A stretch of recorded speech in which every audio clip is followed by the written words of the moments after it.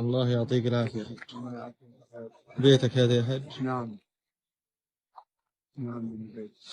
الله يكون لكم عايش. يا رب. راح شهداء في هذا البيت؟ ثلاث. 3 شهداء. الولدين الكبار والبنت. ثلاث. وانت ايش قاعد بتسوي هنا على الركام؟ والله أنا قاعد زهقان من كل هالدنيا، لأنه لا إن دار نسكن فيها ولا إن حاجة، وحكايتنا يعني مشتتة، لا غطا ولا إشي ولا وين بيكتب وين بيروح.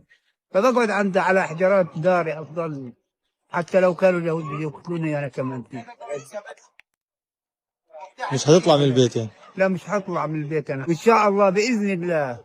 فلسطين حضرها فلسطين، وحنظلنا نكافح حتى آخر نقطة في دم الإنسان الفلسطيني. هذا اللي بنقدر نقوله، وبنقدر نشكركم أنتم على هذا التوصيل لهذا الكلام.